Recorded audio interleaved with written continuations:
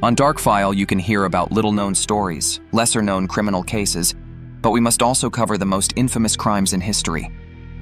And the case we are about to discuss certainly falls into that category.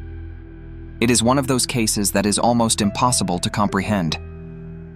How can people like him exist in the world? People like the merciless tyrant, Josef Fritzl. Dark File, chilling true stories. I was happy that I would have a real family in the basement with a woman and several children. I was happy to have a lot of children. This is one of his statements. More quotes from Josef will appear in this episode. In this way, we will compare his words to the horrifying reality of the case. When television stations began their live coverage from Amstetten, a small working-class town in Lower Austria, on April 27, 2008, viewers around the world held their breath in horror. The day before, Austrian police had arrested 73-year-old retired engineer Josef Fritzl, who had kidnapped and imprisoned his daughter, Elisabeth. She was held in a secret basement beneath their home and repeatedly raped. During her captivity, she gave birth to 7 children. The father of them all was Josef Fritzl. Elisabeth's nightmare lasted 24 years. The dream of having a large family has been with me since I was a little boy. I grew up alone. I didn't even have anyone to play with. I felt very lonely. For as long as I can remember, I have always wanted to have many children. Josef Fritzl was arrested and charged with unlawful deprivation of liberty, multiple counts of rape, extortion, forced slavery, murder, and maintaining an incestuous relationship. Even before his trial, Fritzl gave several interviews, excerpts of which were later published in newspapers such as Austria's Österreich and Britain's Independent, Daily Mirror, Daily Mail, and Mail on Sunday. His defense attorney, Rudolf Mayer, also released notes from an interview conducted with the accused. The statements of the monster of Amstetten not only shed new light on the horrific events that took place within his own home, but also provided insight into who Josef Fritzl was and how he was able to lead a double life with impunity for nearly a quarter of a century.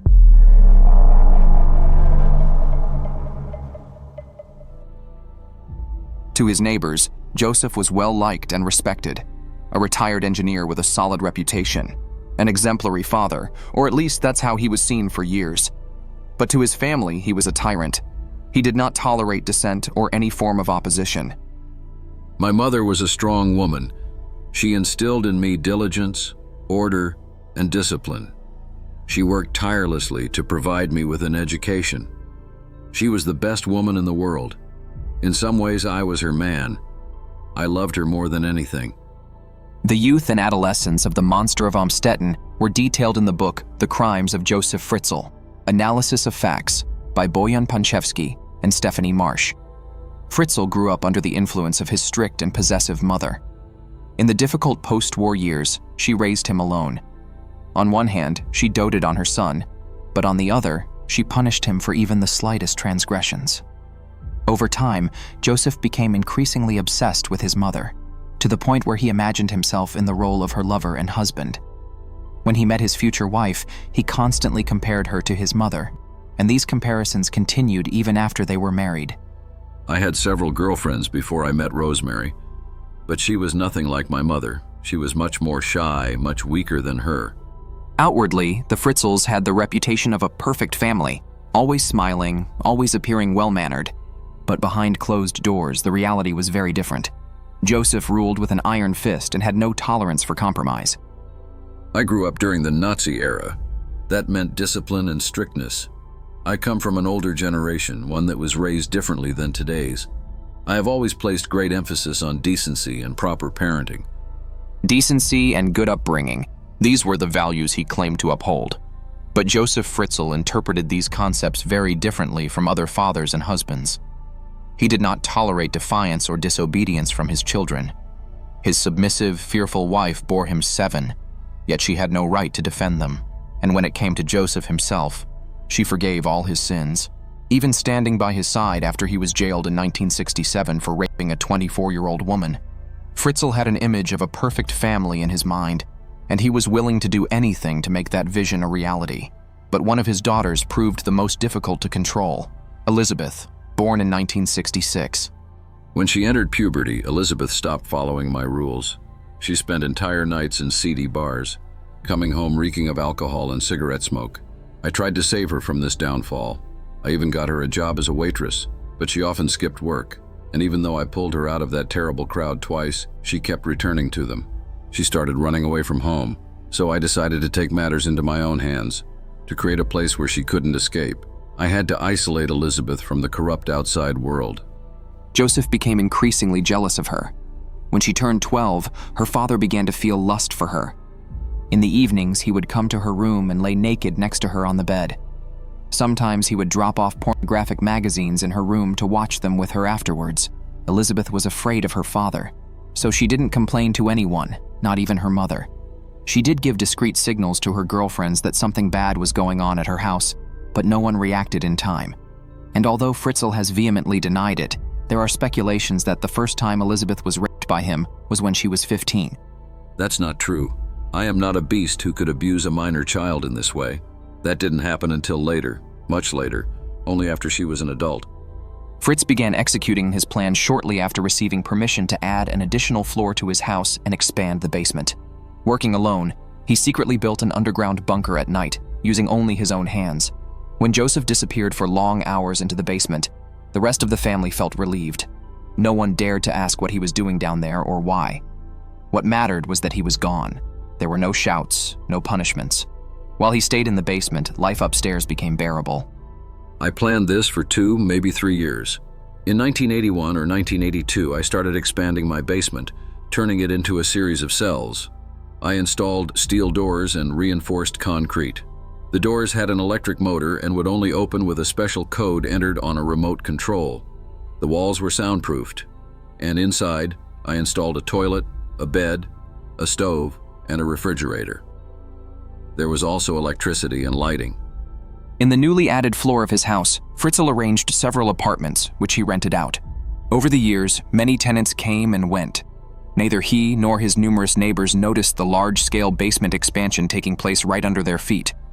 No one found it suspicious that strange noises echoed from beneath the Fritzl mansion in the middle of the night. No one questioned why he was hauling so much equipment, furniture, and appliances down there. Did anyone know what I was doing? Perhaps, but I didn't care whether anyone noticed. The basement belonged to me alone. It was my territory, and only I had access. Everyone who lived in my house knew this rule. My wife, my children, my tenants. No one dared to enter or ask what I was doing there.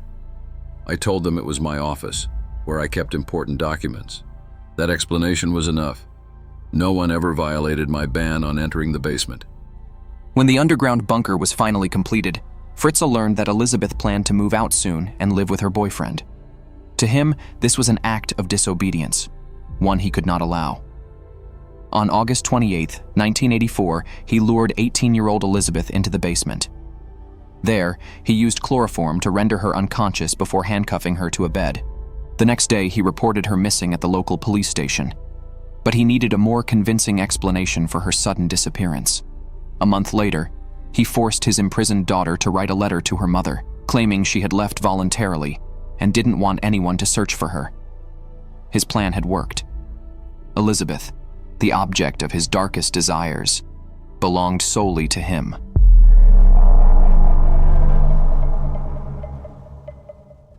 The first time Fritzl raped her was 8 months into her captivity. After that, the assaults became routine. He descended into the bunker every few days whenever his urges overtook him. My desire for Elisabeth grew stronger and stronger. I knew she didn't want me near her. I knew I was causing her pain, but I felt an inner compulsion to do what was forbidden. It became my addiction. Elisabeth became pregnant for the first time in 1986, but suffered a miscarriage. 3 years later, in 1989, she gave birth to her first child, a girl named Kirsten. This time, Fritzl decided to prepare his daughter for childbirth. Elisabeth, of course, was terrified of giving birth, but I wanted to have children with her. I brought her books so she would know what to do when the time came. I also left her towels, disinfectant, and diapers. I was happy. I was finally creating the family I'd always dreamed of. A terrified Elisabeth gave birth to Stefan in 1990. When Lisa was born 2 years later, Fritzl decided that the basement was too small for 3 children. When his youngest daughter was 9 months old, he took her out of the basement and left her in a cardboard box outside his house. Along with the child, He included a note, supposedly written by Elisabeth, claiming she had joined a religious sect and was asking her parents to care for the baby in her absence. Please take care of my child. Her name is Lisa. I cannot care for her myself. Do not search for me. It would be pointless and would only bring more suffering to me and my children. I am safe where I am, but too many children and their education are not welcome here. Elisabeth and I planned this together. We both knew that Lisa was too weak, and under the conditions in the basement, she had little chance of survival. Fritzl repeated the same act in 1994, this time leaving 10-month-old Monica outside for his wife to find and care for. Around the same time, at Elisabeth's request, he expanded the basement from 35 to nearly 60 square meters. As Kirsten and Stefan grew older, they needed more space to study and play. According to Fritzl, the basement provided adequate living conditions. In reality, it was a nightmarish, squalid space. To reach the bunker, one had to pass through a cluttered workshop. Hidden behind one of the shelves was a narrow chamber leading to a 300-kilogram steel door reinforced with concrete. It could only be opened with a coded entry system. A cramped 5-meter corridor led to the first room.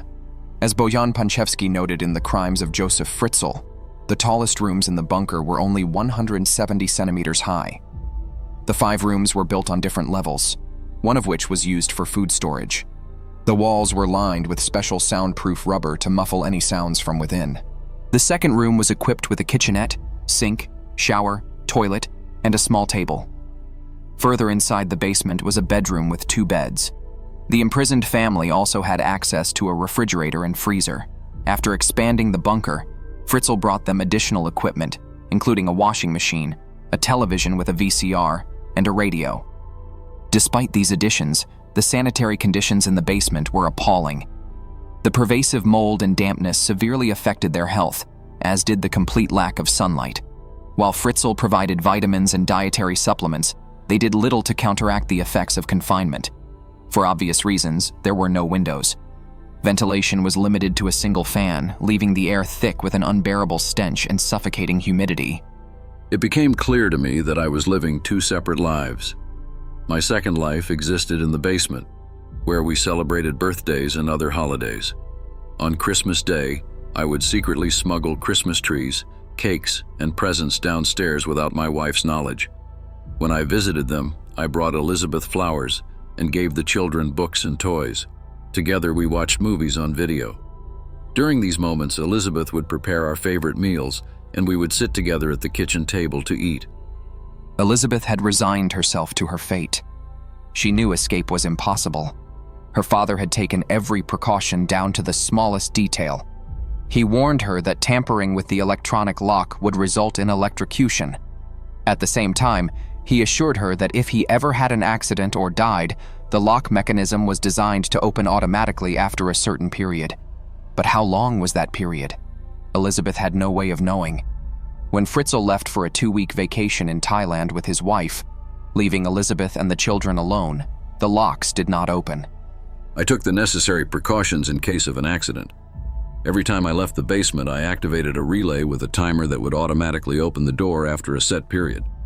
If I died, Elisabeth and the children would be free. When investigators asked what would have happened if someone in the basement had needed emergency medical attention during his absence, if there had been a serious accident or even a simple fire, Fritzl fell silent. He knew full well that any such situation could have meant the death of those trapped below. He was the master of life and death, and he took pride in it. In May 1996, Elisabeth gave birth to twins, 2 boys. The first, Michael, was too weak to survive. He died after 3 days. To dispose of the infant's body, Fritzl burned it in an oven. The second twin, Alexander, quickly shared the fate of Liza and Monica. He was left in a basket outside the Fritzl home. This time, however, there was no letter with him. Yet a day later, Rosemary received a mysterious phone call from her missing daughter. The conversation was strange. Elisabeth did not answer any of her mother's questions, as if she hadn't heard them at all. In a monotone voice, she simply stated that Alexander could not stay with her and asked Rosemary to take care of him. Rosemary did not report this unexpected contact to the police. Strangely, no doubts arose in her mind. Her daughter's words sounded as though they had been pre-recorded and played back. And yet, there was something even more unsettling. Elisabeth had called a number she couldn't have known. The Fritzls had changed their phone number months earlier and had kept it private. When Josef remained silent, Rosemary did not ask questions. I don't know why I didn't help or do anything to save the boy. Now I think he could have survived. Today I feel sorry for him. When he threw the child's body into the furnace in 1996, he showed no trace of human emotion and certainly no remorse. Yet, according to a local newspaper, Austrian investigators noted that he continued to present himself as a smiling retiree, an exemplary father, and a loving grandfather to the 3 children left under his doorstep. In December 2002, Elisabeth gave birth again, this time to a boy named Felix. But unlike the others, Felix never made it to the house above. Josef decided that Rosemary would no longer be able to care for another grandchild, and besides, Fritzl wanted the best for Felix. The little boy quickly became the apple of his eye, both his favorite child and grandchild at the same time. In Fritzl's twisted mind, the thought of ending the nightmare and releasing his prisoners was becoming more and more persistent. I wanted to take Elisabeth, Kirsten, Stefan, and Felix home with me soon. I was getting old, and I knew that in the future I would no longer be able to take care of my second family the way I wanted to. My plan was this: Elisabeth and the children would explain to everyone that they had been trapped in a sect and had now managed to escape. However, not everyone believed in the so-called noble intentions of the monster of Amstetten. Journalists from the UK's Mail on Sunday uncovered Fritzl's unpublished testimony, which suggested that his decision to release Elisabeth had nothing to do with remorse. The real reason was far more disturbing. According to the report, Fritzl had confided in a psychiatrist that he had simply grown bored of raping his daughter. Life in the basement had taken its toll on Elisabeth. Exhausted, prematurely aged, and no longer appealing to him, that was when he started considering letting her go. Journalists claimed that their findings were unofficially confirmed by police officers involved in the investigation. While Elisabeth had long lost hope of ever escaping, she somehow found the strength to endure. That strength came from her children. Elisabeth remained strong to the end. She never complained about anything, even when her gums began to rot and her teeth fell out one by one. I know that she suffered day and night in unbearable pain and could not sleep. Despite this, she did not complain about anything. She was extremely strong, just like my mother. The nightmare finally came to an end in April 2008, when Elisabeth's eldest daughter, 19-year-old Kirsten, became critically ill. Desperate to save her child, Elisabeth pleaded with Fritzl to take her to the hospital. After much persuasion, he reluctantly agreed. On April 19th, Kirsten was admitted to the ICU in severe condition. However, when doctors requested her medical records and identification, Fritzl had neither. He had no plausible explanation for her condition. All he could provide was a letter, supposedly from Elisabeth, filled with cryptic statements that raised more questions than answers. Concerned for Kirsten's well-being and suspicious of Fritzl's behavior, hospital staff alerted the authorities. The next day, Fritzl returned with Elisabeth. Her gaunt appearance and fragile emotional state immediately set off alarm bells. The doctors wasted no time in notifying the police. When officers arrived at the hospital, there was no trace of Elisabeth. A large-scale search operation was launched, and Fritzl was questioned multiple times. Growing increasingly anxious, he feared the police were beginning to suspect him of hiding his daughter. Desperate to protect himself, he devised a plan. On the morning of April 26th, Fritzl led his captives out of the basement and into his home for the first time in 24 years. With a triumphant declaration, he claimed that Elisabeth and her children had finally escaped from the mysterious sect and returned to Amstetten. Later that same day, Fritzl and Elisabeth appeared at the hospital to inquire about Kirsten's condition. But the police had been waiting. Fritzl was immediately taken into custody, and Elisabeth was arrested on suspicion of endangering her daughter's life. However, for the first time in over 2 decades, Elisabeth was separated from her father. Police officers assured her that she and her children were safe, and that Fritzl would never come near them again. Only then did she begin to speak. John Glatt, in his book Secrets in the Cellar, quotes Elisabeth's chilling first words to investigators. "If I tell you my story accurately, none of you will ever believe me." But the police did believe, and just minutes later, Josef Fritzl was arrested and taken into custody.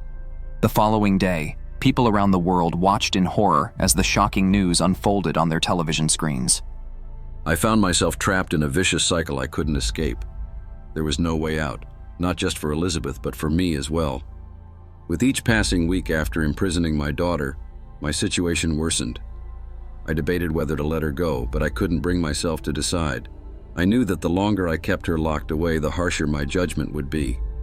Fear consumed me, fear of being arrested, fear of prison, fear of my family discovering the terrible truth.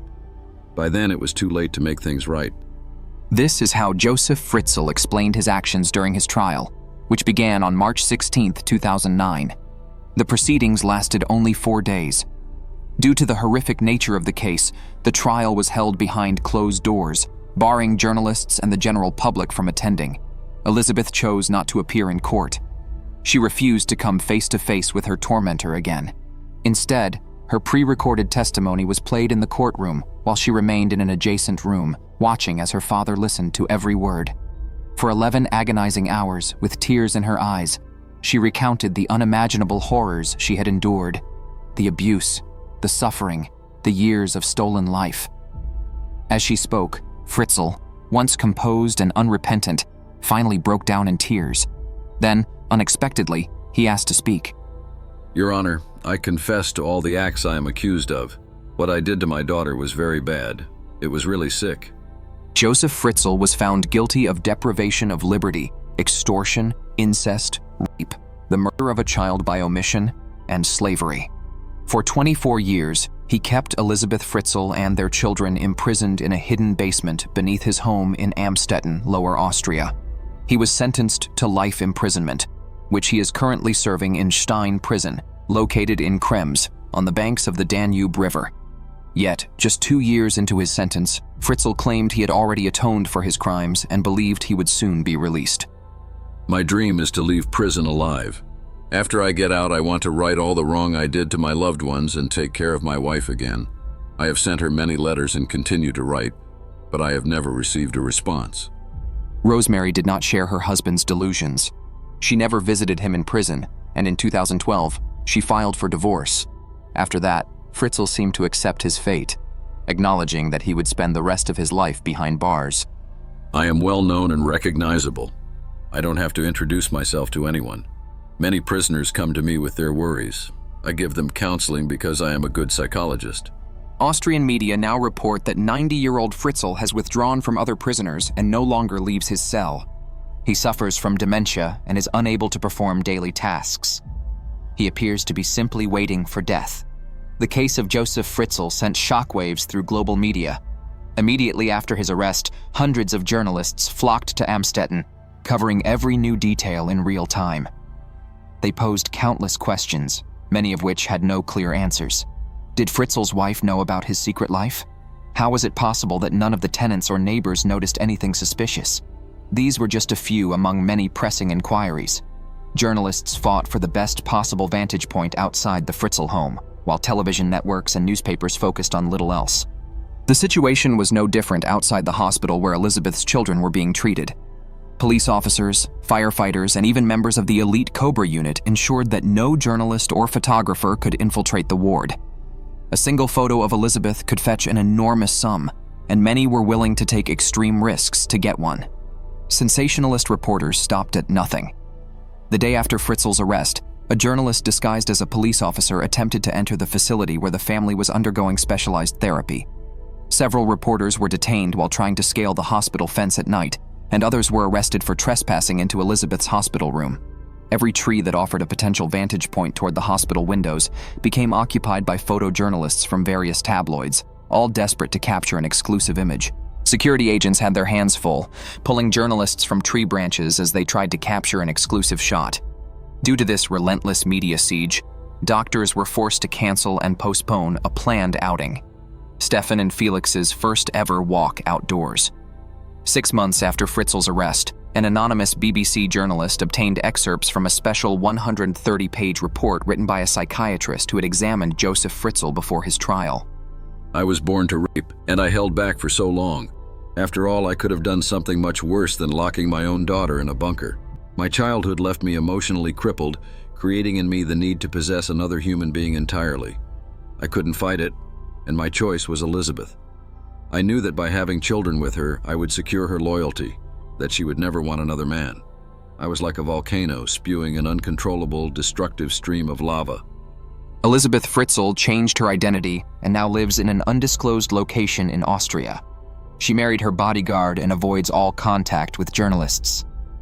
The Amstetten case stands as a grim reminder that evil can hide in plain sight, even behind the most respectable facade.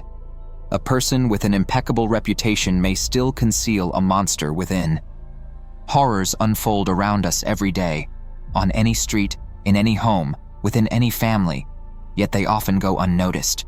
People, preoccupied with their own lives, fail to recognize the silent signals or hear the cries for help. Or perhaps at times, they simply choose not to, because looking away is easier. Do you think I am the greatest evil? That I am unique? There are many like me. Look inside other people's basements. You will surely find other hidden families and other trapped women there. Dark File. Deadly good stories.